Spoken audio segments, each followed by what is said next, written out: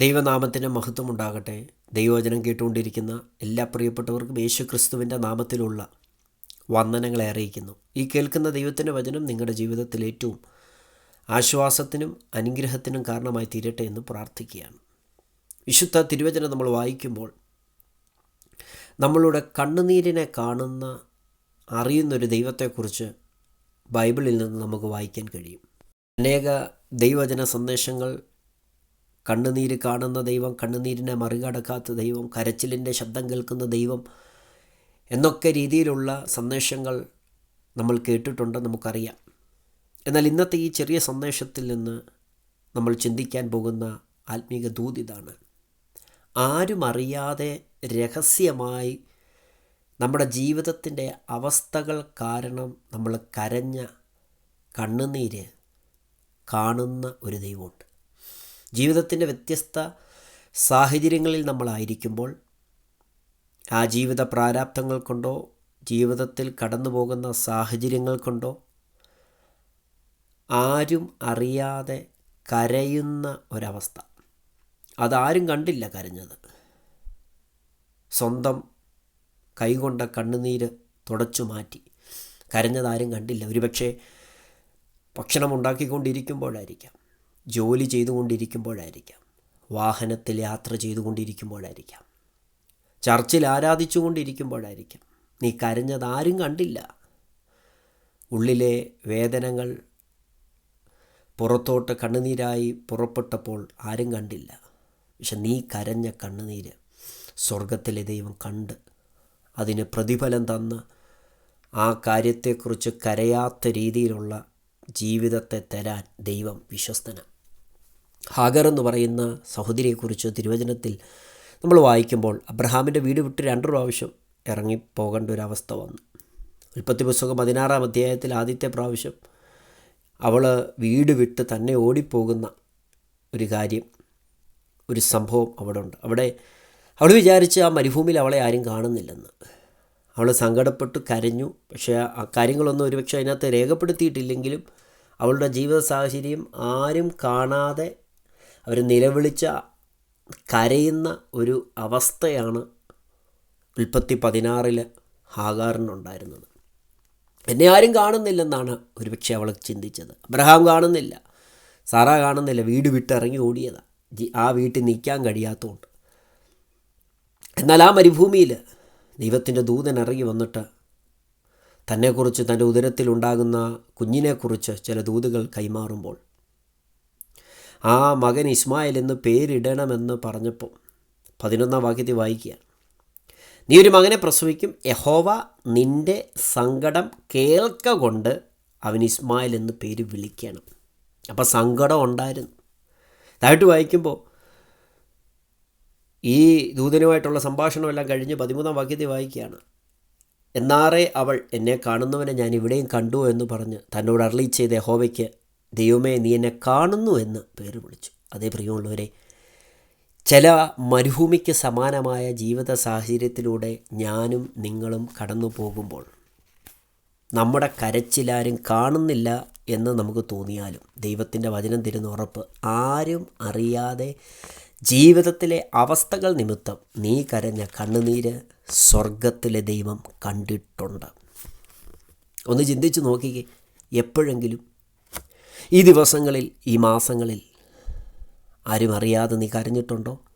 ആരും അറിയാതെ പ്രാർത്ഥിക്കാൻ നേരത്ത്, തിരുവചനം വായിക്കാൻ നേരത്ത്, വെറുതെ ഇരിക്കുന്ന സമയത്ത്, വഴിയാത്രയിൽ നീ കരഞ്ഞ് ആരും കാണാതിരിക്കാൻ ആ കണ്ണുനീര് നിൻ്റെ കൈകൊണ്ട് തൊട്ടി മാറ്റിയത്. എന്നാൽ ആ കരച്ചിലിൻ്റെ കാരണം അറിയുന്നൊരു ദൈവമുണ്ട്. നീ ഒരുപക്ഷെ കരയുമ്പോൾ, നാം ഒരുപക്ഷെ കരയുമ്പോൾ മറ്റുള്ളവർക്കറിയത്തില്ല എന്താ അതിൻ്റെ കാരണം. പക്ഷെ കണ്ണുനീരിൻ്റെ റീസൺ അറിയാവുന്ന ഒരു ദൈവമുണ്ട് കേട്ടോ. ആ കരച്ചിലിൻ്റെ ശബ്ദം കേട്ട് കണ്ണുനീരിനെ തുരുത്തിയിൽ സൂക്ഷിച്ച് വെച്ച് കണ്ണുനീരോടെ വിതച്ചത് ആർപ്പോടെ കൊയ്യുന്ന ഒരവസ്ഥ നമ്മുടെ ജീവിതത്തിൽ തരാൻ ദൈവം വിശ്വസ്തനാണ്. പുറപ്പാട് പുസ്തകം നമ്മൾ വായിക്കുമ്പോൾ ഹാഗാറിൻ്റെ കാര്യം ഉൽപ്പത്തിയിലാണെങ്കിൽ പുറപ്പാടിലേക്ക് നമ്മൾ വരുമ്പോൾ ആരംഭത്തിൽ തന്നെ ഒരു കൂട്ടം ജനം അവർ ജോലി ചെയ്തുകൊണ്ടിരിക്കുമ്പോൾ അവർക്കങ്ങ് കരച്ചില്ല. കാരണം അവർക്ക് ആ ജോലി ചെയ്യാൻ പറ്റത്തില്ല. അതുപോലെ കഠിന വേലയാണ് അവർ ചെയ്തുകൊണ്ടിരിക്കുന്നത്. 1-ാം അധ്യായത്തിൻ്റെ 11, 12, 13 വാക്യങ്ങളൊക്കെ വായിക്കുമ്പോൾ അവർ കഠിന വേലകളിലായിരിക്കുന്നു എന്ന് നമുക്ക് വായിക്കാൻ കഴിയും. 14-ാം വാക്യത്തിൽ കഠിന വേല ചെയ്യിച്ചു, കളിമണ്ണും ഇഷ്ടികയും വയലിലെ സകല വേലയും സംബന്ധിച്ചുള്ള കഠിന പ്രവൃത്തിയാലും അവരെക്കൊണ്ട് കാഠിന്യത്തോടെ ചെയ്യിച്ച സകല പ്രവൃത്തിയാലും അവർ അവരുടെ ജീവനെ കയ്പാക്കി. മിസ്രയീമ്യർ ഇസ്രായേലിയുടെ ജീവനെ കയ്പാക്കി കളഞ്ഞു. ജീവിതം അങ്ങ് കയ്പാ. കാരണം കഷ്ടപ്പാടാ, പ്രാരാബ്ധമാണ്, കഠിന വേല. ബൈബിൾ ഉപയോഗിച്ച പദം അതാണ്, കഠിന വേലയാണ്.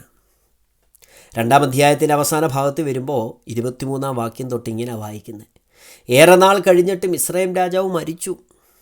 ഇസ്രായേൽ മക്കൾ അടിമവേല നിമിത്തം നെടുവീർപ്പിട്ട് നിലവിളിച്ചു. ആ പദങ്ങളൊക്കെ ശ്രദ്ധിക്കണേ. ആ ഒരു സാഹചര്യം ഒന്ന് മനസ്സിലാക്കിക്കേ. അടിമവേല നിമിത്തം നെടുവീർപ്പിട്ട് നിലവിളിച്ച് അവരുടെ കരച്ചിൽ കാണാൻ ആരെങ്കിലും ഉണ്ടോ? ഊഴിയ വിചാരകന്മാർക്ക് ഇവർ കരഞ്ഞതുകൊണ്ട് മനസ്സലിയുമോ? ഫറവോനെ ഇവർ കരഞ്ഞതുകൊണ്ട് മനസ്സലിയുമോ? ഒരിക്കലുമില്ല. എന്നും ഇങ്ങനെ കണ്ണുനീര് കുടിക്കുമെന്നാണ് അവർ കരുതിയത്. അവിടെ വായിക്കുന്നു, നെടുവീർപ്പിട്ട്. ദൈവത്തിൻ്റെ പൈതലെ, നീ നെടുവീർപ്പിട്ട് കരഞ്ഞത്, ശ്വാസം പോലും വലിക്കാൻ കഴിയാതെ കരഞ്ഞത്, രാത്രിയുടെ രാമങ്ങളിരുന്ന് കരഞ്ഞത്, പായിട്ട് കരഞ്ഞത് കാണുന്ന ഒരു ദൈവമുണ്ട്. എന്നാൽ അവർ കരഞ്ഞ നിലവിളിയെക്കുറിച്ച് എഴുതിയിട്ട് തൊട്ടടുത്ത വാക്യത്തെ വായിക്കുക. അടിമവേല ഹേതുവായുള്ള നിലവിളി ദൈവസന്നിധിയിലെത്തി. ഹല്ലേലൂയ. ആ കരച്ചിൽ, ആ നിലവിളി ശബ്ദം എവിടെ എത്തിയെന്നറിയാവോ? ദൈവസന്നിധിയിലെത്തി. ചിന്തിക്കാൻ കഴിയുമോ? രണ്ടാമതൊരാൾ അറിയാതെ കരഞ്ഞ ആ കരച്ചിലിൻ്റെ ശബ്ദം ദൈവത്തിൻ്റെ സന്നിധിയിലെത്തി. സഹോദര, സഹോദരി, താങ്കൾ കരഞ്ഞ കരച്ചിലിൻ്റെ റീസണും കരച്ചിലിൻ്റെ കണ്ണുനീരും ആ നിലവിളിയും ആ നെടുവീർപ്പും എവിടെ എത്തിയെന്നറിയാവോ? ദൈവത്തിൻ്റെ സന്നിധിയിലെത്തിയിട്ടുണ്ട്. വിശ്വസിക്കുക. എൻ്റെ ദൈവം എൻ്റെ കണ്ണുനീരിനെ മറികടക്കുന്ന ദൈവമല്ല, കണ്ണുനീരിന് പ്രതിഫലം തരുന്നൊരു ദൈവമാണ്. താട്ട് വായിക്കുമ്പോൾ അവിടെ വായിക്കുന്നത്, ദൈവം അവരുടെ നിലവിളി കേട്ട് ദൈവം അബ്രഹാമിനോടും ഇസഹാക്കിനോടും യാക്കോബിനോടും തനിക്കുള്ള നിയമം ഓർത്തു. ദൈവം ഇസ്രായേൽ മക്കളെ കടാക്ഷിച്ചു. ദൈവം അറിഞ്ഞു. എന്തെല്ലാം പദങ്ങളാണ് അവിടെ ഉപയോഗിച്ചിരിക്കുന്നത്. ദൈവം ഇസ്രായേൽ ജനത്തെ ഓർത്തു, ഇസ്രായേൽ മക്കളെ കടാക്ഷിച്ചു, ദൈവം അറിഞ്ഞു. വിശ്വസിക്കുന്ന എത്ര പേരുണ്ട്? എന്നെ അറിയുന്നൊരു ദൈവം, എന്നെ കടാക്ഷം കാണിക്കുന്നൊരു ദൈവം. എൻ്റെ നിലവിളി ശബ്ദം ദൈവസന്നിധിയിലെത്തിയിട്ടുണ്ട്. ആ ദൈവസന്നിധിയിലെത്തിയ നിലവിളിക്കുള്ള മറുപടി എന്നവണ്ണം 3-ാം അധ്യായത്തിൽ ദൈവം പറയുക, മിസ്രയീമിലുള്ള എൻ്റെ ജനത്തിൻ്റെ കഷ്ടത ഞാൻ കണ്ടു. ഊഴിയ വിചാരകന്മാർ നിമിത്തമുള്ള അവരുടെ നിലവിളി കേട്ടു. ഞാൻ അവരുടെ സങ്കടങ്ങൾ അറിയുന്നു. അവരെ മിസ്രയീമ്യരുടെ കയ്യിൽ നിന്ന് വിടിപ്പാനും ആ ദേശത്ത് നിന്ന് നല്ലതും വിശാലതുമായ ദേശത്തേക്ക്, പാലും തേനും ഒഴുകുന്ന ദേശത്തേക്ക്, കനാന്യർ, ഹിത്യർ, അമോര്യർ, പെരിസ്യർ, ഹിവ്യർ, എബൂസ്യർ എന്നിവരുടെ സ്ഥലത്തേക്ക് അവരെ കൊണ്ടുപോകുവാനും ഞാൻ ഇറങ്ങി വന്നിരിക്കുന്നു. എന്നെ കേൾക്കുന്ന പ്രിയരെ, കരച്ചില്ലിൻ്റെ ശബ്ദം ദൈവസന്നിധിയിൽ എത്തുമ്പോൾ നിന്നെ വിടിവിപ്പാൻ ഇറങ്ങി വരുന്ന ഒരു ദൈവമുണ്ട്. പറയുന്നു, നിങ്ങളെ അവിടെ നിന്ന് പുറപ്പെടുവിച്ച് പാലും തേനും ഒഴുകുന്ന ദേശത്തേക്ക് കൊണ്ടുപോകുവാൻ ഞാൻ ഇറങ്ങി വന്നിരിക്കുന്നു. കരയുന്നൊരു സീസൺ ഉണ്ടെങ്കിൽ ദൈവസന്നിധിയിൽ നിൻ്റെ കരച്ചിൽ ദൈവസന്നിധിയിൽ എത്തിക്കഴിയുമ്പോൾ ഒരു സീസൺ വെളിപ്പെടും. ആ സീസണിൻ്റെ പേര് ദൈവം നിനക്ക് വേണ്ടി ഇറങ്ങി വരുന്ന സീസണാണ്. ഞാൻ ഇറങ്ങി വന്നിരിക്കുന്നു. എന്നെ കേൾക്കുന്ന പ്രിയരെ, കരഞ്ഞ് നിലവിളിച്ച രാത്രികൾക്ക്, കരഞ്ഞ നിലവിളിച്ച സമയങ്ങൾക്കപ്പുറം നിനക്ക് വേണ്ടി ഇറങ്ങി വന്ന് പ്രവർത്തിപ്പാൻ നമ്മൾ ആരാധിക്കുന്ന, നമ്മൾ വിശ്വസിക്കുന്ന കർത്താവ് വിശ്വസ്തനാണ്. ഇസ്രായേൽ മക്കൾ കരഞ്ഞത് അവരുടെ കഷ്ടപ്പാടുകൾ നിമിത്തമാണ്, കഠിന വേല നിമിത്തമാണ്, ആ പ്രാരാബ്ധങ്ങൾ നിമിത്തമാണ് അവർ കരഞ്ഞത്. ആരും കേട്ടില്ല, ആരും കണ്ടില്ല. പക്ഷേ പിതാക്കന്മാരോട് വാഗ്ദത്തം ചെയ്ത ദൈവം ആ കരച്ചിൽ കേട്ടു. ദൈവസന്നിധിയിൽ അത് എത്തി. അവരെ വിടിവിപ്പാൻ ഇറങ്ങി വന്നു. മറ്റൊരാൾ ഹന്നയാണ്, നമുക്കറിയാം. പക്ഷേ ഈ സഹോദരി കരഞ്ഞത്, ഹന്ന കരഞ്ഞത് എന്തിനാണെന്നറിയാമോ? വീട്ടിലെ സാഹചര്യങ്ങൾ നിന്നയാണ്. നിന്ന നിമിത്തം കരഞ്ഞു. പെനീന ഹന്നയെ മുഷിപ്പിക്കുകയാണ്. യഹോവ അവളുടെ ഗർഭം അടച്ചതുകൊണ്ട് അവളുടെ പ്രതിയോഗി അവളെ വ്യസനിപ്പിപ്പാൻ തക്കവണ്ണം വളരെ മുഷിപ്പിച്ചു എന്ന് 1-ാം അധ്യായത്തിൻ്റെ 6-ാം വാക്യത്തിൽ വായിക്കുന്നു. ദൈവസന്നിധി വന്നപ്പോൾ 1:10 വായിക്കുന്നു, അവൾ മനോവ്യസനത്തോടെ യഹോവയോട് പ്രാർത്ഥിച്ച് വളരെ കരഞ്ഞു. ഹന്ന കരഞ്ഞതിൻ്റെ കാരണം വീട്ടിൽ പെനീന മുഷിപ്പിക്കുകയാണ്. ഒരുപക്ഷെ വീട്ടിലിരുന്ന് കരഞ്ഞ കരച്ചിലിൻ്റെ ശബ്ദം ആലയത്തിലിരുന്ന് കരഞ്ഞ കരച്ചിലിൻ്റെ ശബ്ദം ആരും കേട്ടില്ല. അവിടെ വായിക്കുന്നു, അവൾ മനോവ്യസനത്തോടെ യഹോവയോട് പ്രാർത്ഥിച്ച് വളരെ കരഞ്ഞു.